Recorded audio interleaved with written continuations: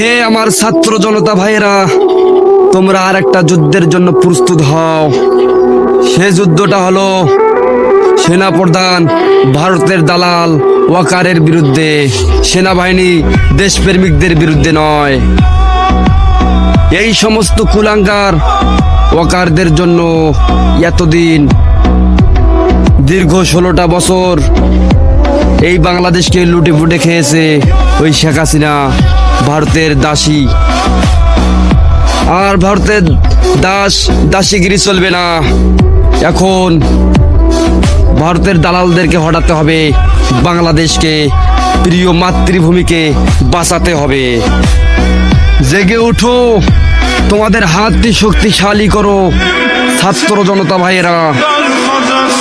ওই ভারতের দালালদেরকে হটাতে হবে এই বাংলাদেশ থেকে, মামুবাড়ি দিল্লিতে পাঠাতে হবে। আর ভারতের দাসী দালালগিরি চলবে না এই বাংলাদেশে। এই বাংলাদেশ স্বাধীন বাংলাদেশ।